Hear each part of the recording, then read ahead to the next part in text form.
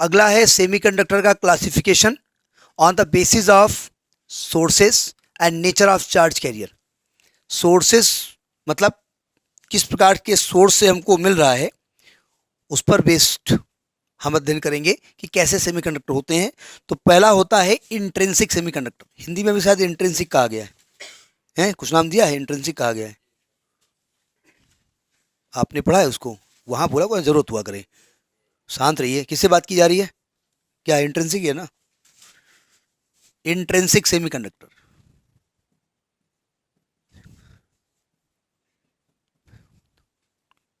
जो ज़्यादा योग बनते हैं उनकी पूंगी बचती है एग्जामिनेशन में, क्योंकि वो हर तरीके दांत दिखाते रहें और वहाँ दांत समझ में नहीं आते। देखिए, इंट्रिंसिक का मतलब होता है pure semiconductor, pure form of semiconductor, pure form of semiconductor.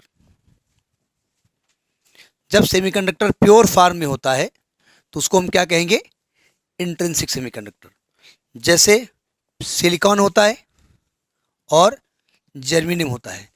अब सिलिकॉन का एटॉमिक नंबर कितना होता है?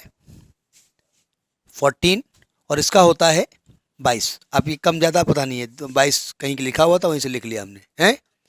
32 होता है, पक्का है ना? चलो 32 लिखे दे रहे हैं। इसका इलेक्ट्रॉनिक कॉन्फ़िगरेशन क्या होगा?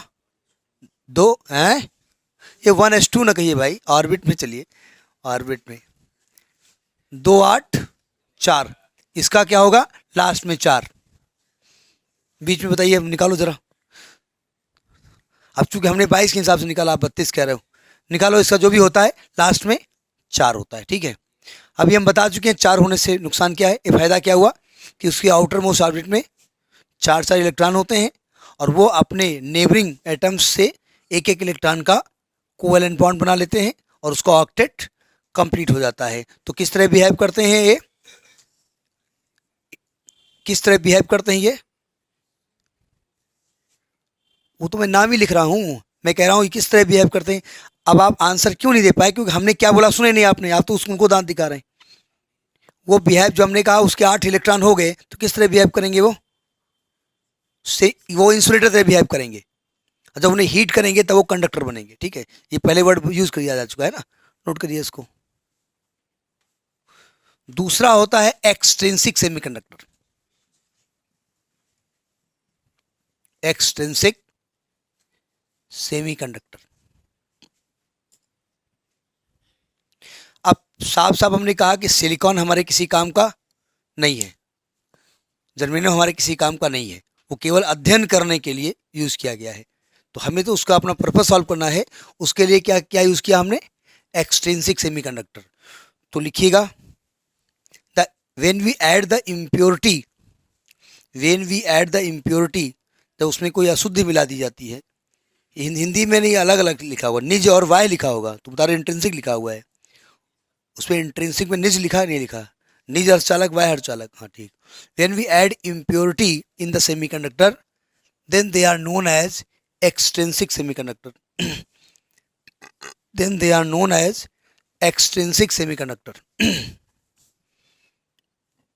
अच्छा, अब ऐड करने, जो इम्प्योरिटी ऐड करने की प्रोसेस को कहते क्या है? उसको डोपिंग कहते हैं। तो लिखिएगा, the process of adding impurity is known as doping. Impurity add करने को, द प्रोसेस ना लिखिए, the adding of impurity known as doping, process से मतलब नहीं है। The adding of impurity is known as doping, इसको हम डोपिंग कहते हैं। क्या मतलब हुआ? एक बार हिंदी में वर्ड आ गया था, डोपिंग को हिंदी में मादित कहते हैं, लिख लीजिएगा। एक बार आया था, मादित का मतलब क्या होता है। अब चूंकि हमको भी नहीं आता था, अजीब हिंदी थी ना, तो इंग्लिश देकर के आइडिया लग जाती है, डोपिंग कहते हैं उसको। आपने डोप वर्ड कहीं यूज़ किया है, कहीं सुना है अपने? कहाँ पे? प्लेयर्स वगैरह जो होते हैं उनका डोप टेस्ट होता है, उनका डोप टेस्ट होता है, तो उसमें कभी कभी वो पॉजिटिव पाते हैं, मतलब उन्होंने कोई इम्प्योरिटी यानी कोई दवा ले रखी होती है। उनको कोई भी ऐसी दवा लेना, मतलब वो है जिसमें इंस्टेंट एनर्जी आवे। तो हाँ, तो जब कोई भी वो दवा लेते हैं किसी मर्ज की, मान लें उनको जुकाम है कुछ भी है, तो ऐसे नहीं जा करके मार्केट से खरीद लेंगे।